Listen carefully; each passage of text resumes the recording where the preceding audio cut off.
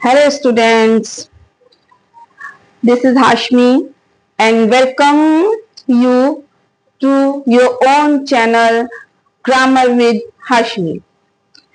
Last videos में मैंने आपको सिखाया था कि टेंस के कितने काइंड्स होते हैं और प्रेजेंट इंडेफिनिट के बारे में मैंने आपको डिटेल्स में सिखाया था। अब जो नया है वो है पास्ट इंडेफिनिट। आज हम सीखेंगे पास्ट इंडेफिनिट के बारे में, ठीक है। तो दूसरा है हमारा पास्ट इंडेफिनिट। हमने पिछले सीखा था प्रेजेंट इंडेफिनिट। अब देखिए ये पास्ट इंडेफिनिट, इसके लिए सबसे पहले हमें ये सीखना होगा कि हम इसको पहचानेंगे कैसे, ठीक। तो पहचान के लिए क्या है, वाक्य के अंत में अ, ई, ए, था, थी, थे आता है, ठीक है।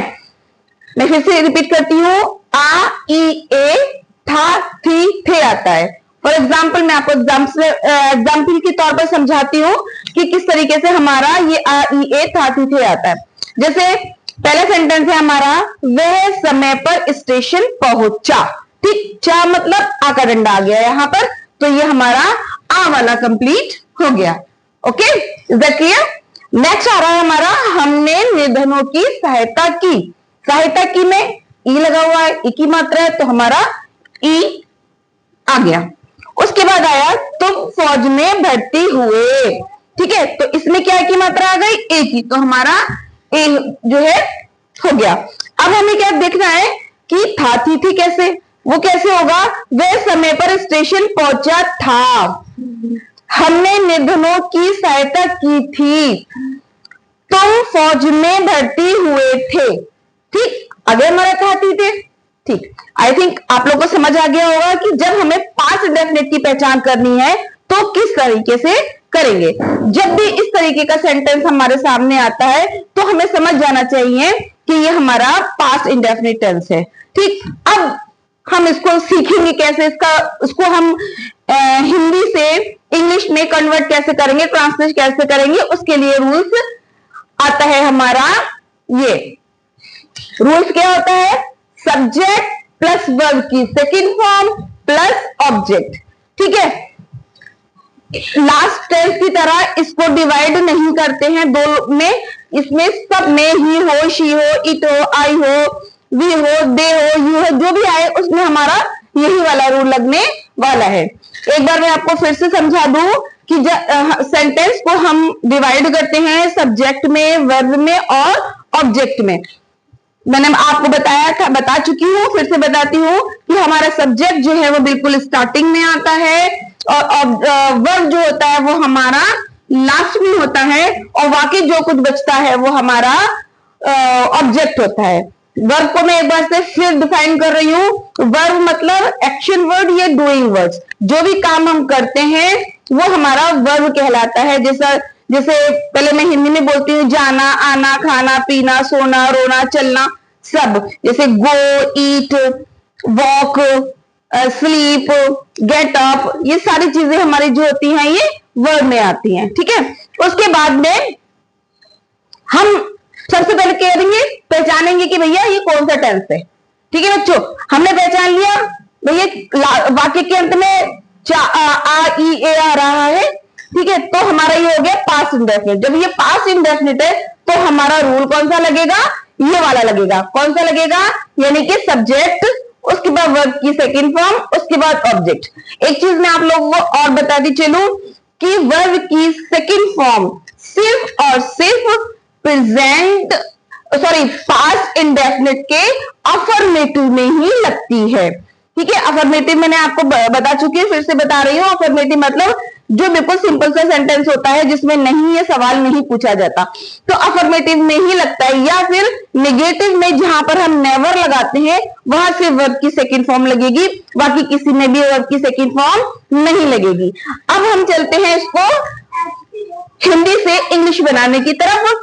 तो सबसे पहले सेंटेंस हम ये बनाएंगे कि वह समय पर स्टेशन पहुंचा, ठीक। तो सबसे पहले किसका बनेगा, हमारा सब्जेक्ट की हम इंग्लिश बनाएंगे। सब्जेक्ट मतलब वह मतलब ही, ठीक। अब ही हमारा हो गया, ही के बाद में जो है की बनाएंगे हम वर्ब। ठीक है, वर्ब। अब हम इसमें ढूंढ रहे हैं वर्ब कौन सा है जो बिल्कुल लास्ट में पहुंच गया, यानी कि पहुंचा। पहुंचा क्या है, हमारा वर्ब है। वर्ब पहुंचे की इंग्लिश में क्या बोलते हैं, रीच। क्या बोलते हैं, रीच।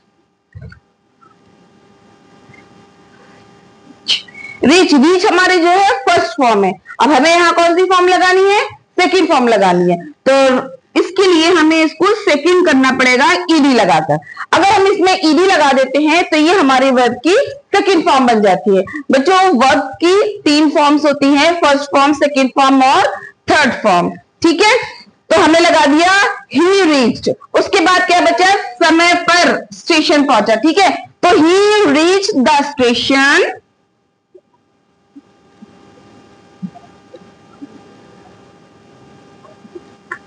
In time.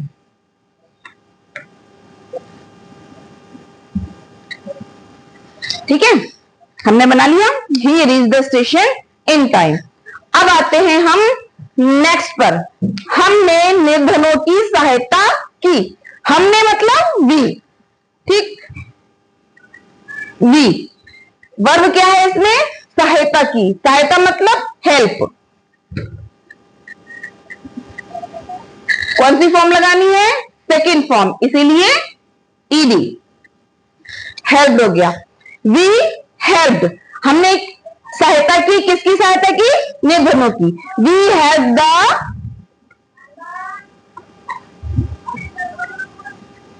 पुअर्स। ठीक है, वी हेल्प द पुअर्स। उसके बाद आते हैं हम थर्ड वाले सेंटेंस पर, जिसमें तुम फौज में भर्ती हुए। ठीक, तुम, यू। भर्ती होने का मतलब होता है ज्वाइन। ये हो गया आपका ज्वाइन। ठीक है, लेकिन फर्स्ट फॉर्म है, हमें इसकी कौन सी फॉर्म लगानी है, सेकंड फॉर्म। तो ईडी लगा दी हमने, ये हो गया हमारा ज्वाइंड। हो गया यू ज्वाइंड। क्या ज्वाइन किया आपने, फौज। You joined army. ठीक है, ये हमारे तीनों सेंटेंस हमने बना लिया। अब आपने एक चीज देखी कि ही के साथ भी हमारी सेकंड फॉर्म लग रही है, वी के साथ भी हमारी सेकंड फॉर्म लग रही है और यू के साथ भी हमारी सेकंड फॉर्म लग रही है। जबकि हम प्रेजेंट इंडेफिनिट में क्या कर रहे थे, ही, शी, इफ के साथ में वर्ब की फर्स्ट फॉर्म के साथ एस ई एस लगा रहे थे और आई, यू, वी, दे, यू के साथ हम जो है वर्ब की सिर्फ फर्स्ट फॉर्म लगा रहे थे। एक बार फिर बता दूं इसका रूल मैं आपको, कि पास्ट इंडेफिनिट में सब्जेक्ट प्लस वर्ब की सेकंड फॉर्म प्लस ऑब्जेक्ट लगेगा। ये रूल है अफर्मेटिव का। ठीक है, अफर्मेटिव का। अब हम आगे चलते हैं। अब आते हैं हम अपने अगली आगे बढ़ते हैं, जिसमें हम अब आपको सिखाएंगे निगेटिव। ठीक है, अभी हमने कौन सा सीखा था, अफर्मेटिव। ठीक है, अब हम सीखेंगे निगेटिव, यानी कि नकारात्मक। कौन सा, नकारात्मक, जिसमें हमारा सेंटेंस के अंदर नहीं आता है। जैसे तुमने हमारी प्रतीक्षा नहीं की, उसने मुझे एक अच्छा समाचार नहीं सुनाया, वे बुरे लड़कों की संगति कभी पसंद नहीं करते थे। ठीक है, तो निगेटिव का रूल जो होता है वो क्या होता है, पहले हमारा सब्जेक्ट होता है, उसके बाद हमारा डिड लगता है। ठीक, उसके बाद हमारा डिड नॉट, सॉरी नॉट लगता है, फिर वर्ब की फर्स्ट फॉर्म लगेगी। कौन सी फॉर्म लगेगी, फर्स्ट फॉर्म। ठीक है, इसके अंदर हमारी वर्ब की फर्स्ट फॉर्म लगेगी। क्यों, क्योंकि मैंने आपको अभी बताया था कि पास्ट इंडेफिनिट के सिर्फ अफर्मेटिव में ही वर्ब की सेकंड फॉर्म लगेगी, बाकी किसी में नहीं लगेगी। या फिर नेवर अगर यूज हो रहा है तो उसके साथ हम वर्ब की सेकंड फॉर्म लगाएंगे। ठीक है, लेकिन इसमें नहीं लगाएंगे। इसमें हम नॉट लगाने के लिए सिर्फ नॉट का यूज नहीं करेंगे, बल्कि किसका करेंगे, डिड नॉट का यूज करेंगे। जैसे प्रेजेंट टेंस में हमने डू नॉट या डज नॉट का यूज किया था, यहां पर हम डिड नॉट का यूज करेंगे। ठीक है, जैसे तुमने हमारी प्रतीक्षा नहीं की, तो तुमने की इंग्लिश हो गई हमारी यू।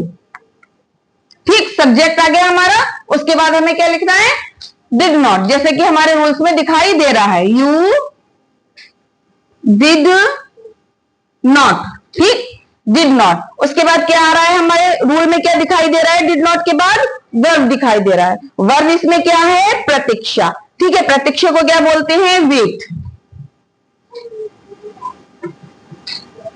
यहां हम सिर्फ वेट लिखेंगे, वेट की सेकेंड फॉर्म बिल्कुल भी नहीं लिखेंगे। यू डिड नॉट वेट, किसकी? हमारी। You did not wait for us, ठीक है। और इसके बाद जो है अगला हमारा सेंटेंस आता है कि उसने मुझे एक अच्छा समाचार नहीं सुनाया। उसने की इंग्लिश आती है हमारी ही, ठीक। हमने सब्जेक्ट की इंग्लिश बना ली। उसके बाद क्या लगाएंगे? According to rules, did not, did not. Then we make a English of verb. Verb क्या है इसमें? सुनाया, ठीक। सुनाने को वैसे तो लिसन या टेल आता है, लेकिन यहां पर मतलब होता है कि उन्होंने समाचार अच्छा दिया, नहीं दिया, तो हम यहाँ सुनाने की इंग्लिश बनाएंगे गिव। यहां भी देखिए मैंने गिव के से फर्स्ट फॉर्म यूज करी है। ही डिड नॉट गिव, किसे नहीं दी? मुझे नहीं दी। He did not give me a good news,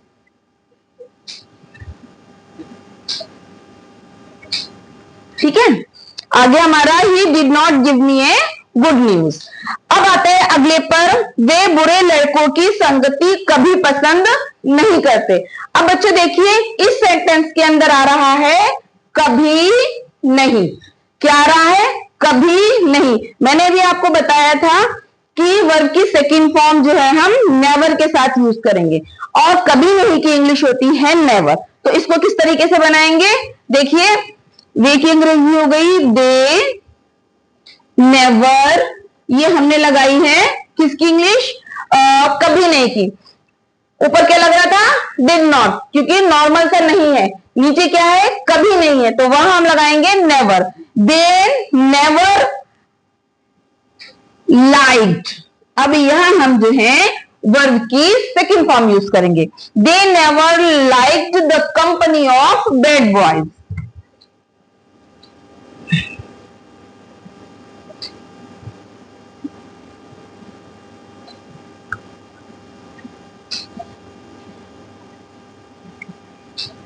ठीक है, ये हमारा हो गया निगेटिव।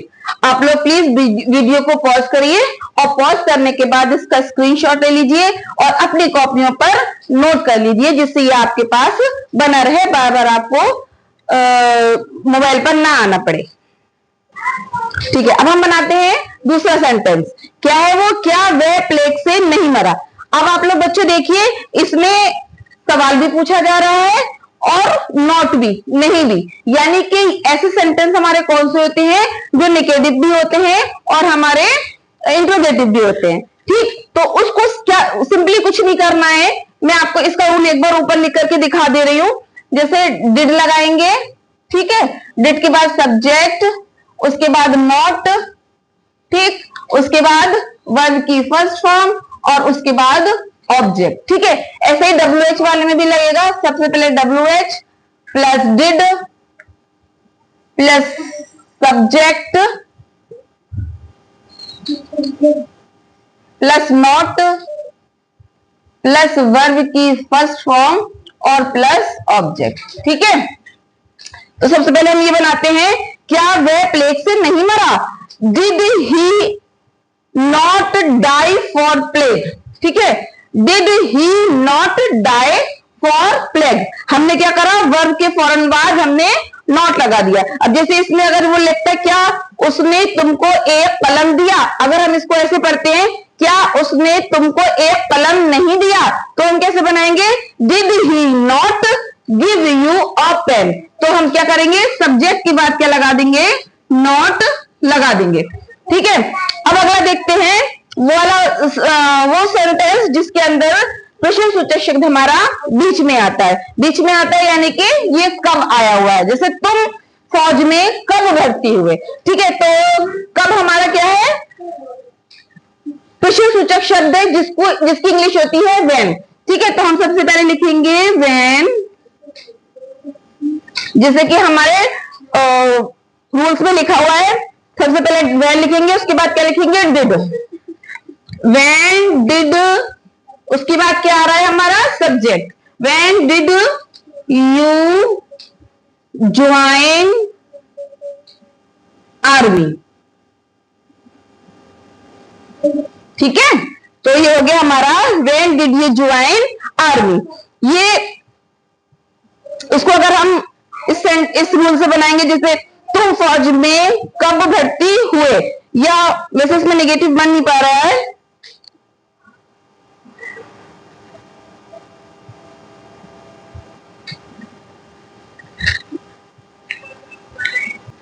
अब आते हैं हम कुछ और सेंटेंसेस की तरफ, जिसमें एक टाइप ऑफ सेंटेंस होता है एम्फेटिक।